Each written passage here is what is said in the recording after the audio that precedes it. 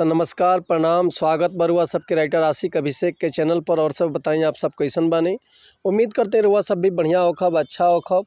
तो रहुआ सबन खातिर लेके आ गए बने बिल्कुल दर्दनाक, बिल्कुल ब्लास्ट, बिल्कुल हिट, बिल्कुल खतरनाक मैटर, भोजपुरी गर्मी स्पेशल गीत।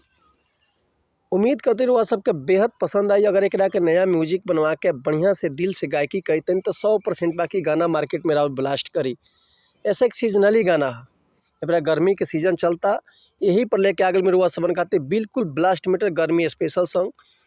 ऐसे पहले रुआ सबसे कहल चाहब कि अगर रुआ गायकी में इंटरेस्ट बा आ गायकी में कदम रखले बानी, रुआ सबके बढ़िया बढ़िया मैटर नहीं मिलत, बढ़िया गाना नहीं मिलत, बढ़िया से तुकबंदी नहीं मिलत, बढ़िया से रिकॉर्डिंग नहीं हो पात, बढ़िया से गा नहीं पात, तो अगर हमारा चैनल पे आ गए बिन तो रुआ सबके निराश भैला के जरूरत नहीं है।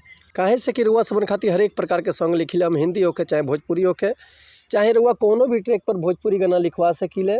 लव सॉन्ग, ऑर्केस्ट्रा सॉन्ग, बेवफाई सॉन्ग, पूर्वी सॉन्ग, निर्गुण भजन, चाहे रंगदारी लयदारी, चाहे जातिवाद सॉन्ग, चाहे रुआ अपना मन पसंद के कोनो भी गाना लिखवा सकीले बिल्कुल उचित चार्ज पर। तो ऐसे कहल चाहब कि अगर हमारा चैनल पे आ गए बन तो चैनल के लाइक करी, सब्सक्राइब करी, बेल आइकन प्रेस कर दी, ताकि कोनो वीडियो अपलोड करते सबसे पहले नोटिफिकेशन रुआ सबन के मिले। अगर वीडियो रुआ सबके अच्छा लगा तो एगो प्यारा सा कमेंट कर दी। तो चलिए देर ना करते हुए मैटर पर ध्यान दिया, कैसे गाना बा, काय कर लय बा, काय कर धुन बा, रुआ सबन के हम गा के बताओ। तो उम्मीद करते रुआ सबके बेहद पसंद आई। तो चलिए गाना पर ध्यान दी, गाना कैसे बा। एक औरत अपना पति से का कहतिया कि जाता रसैया बाजारे निमन दीन के, खीरा ककरिया लिया पिया किन के। हे राजा जी सुनी ना, कि जाता रसैया बाजारे निमन दीन के, खीरा ककरिया लिया पिया किन के। बढ़े गर्मी दिने दिने टाइट, सजनवा ले ले अइह किन के थमसम, चाहे ले अइह मजा स्प्राइट। सजनवा ले ले अइह किन के थमसम, किन के लइह मजा स्प्राइट। तो चलिए रुआ सबके एक बार और मुखड़ा सुनाए तनी कि जाता रसैया बाजारे निमन दीन के, खीरा ककरिया लिया पिया किन के। सुनत रह कि जाता रसैया बाजारे निमन दीन के, खीरा ककरिया लिया पिया किन के।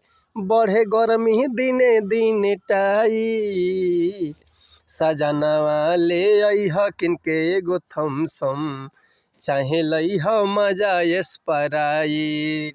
सजनवा ले ले अइह किन के थमसम, किन के लइह मजा स्प्राइट। तो उम्मीद करते रुआ सबके मैटर बेहद पसंद आयल है। अगर ये गाना के रुआ फुल लिखवाल चाहतन तो डिस्क्रिप्शन में हमारा कॉन्टैक्ट नंबर बा, व्हाट्सअप नंबर बा, कॉल कर सके या व्हाट्सअप कर सके। रुआ का बिल्कुल चीज चार्ज पे फुल गाना मिल जाए। एक बार वहाँ पर नंबर भी बताए तनी, हमारा कॉन्टैक्ट नंबर बा 8178244875, और व्हाट्सअप के नंबर भी यह बा 8178244875। तब मिलते हैं नेक्स्ट वीडियो में। तब तक एक रुआ सबसे बात कहल चाहब कि अगर हमारा गाँव में कोनो मिस्टेक भेल वक्त भी क्षमा चाहतनी, ऐसे कि हम गायक ना है, रुआ समझ के खाली बता सकीले। तब मिलते हैं नेक्स्ट वीडियो में कुछ नया गाना, कुछ नया धुन, कुछ नया कंपोजिशन लेके। तब तक ले रुआ सब सुनती चाहतनी। तो नमस्कार प्रणाम, जय हिंद, जय भारत, जय भोजपुरी समाज, हर हर महादेव, जय माता दी, जय प्रभु भोले शंकर।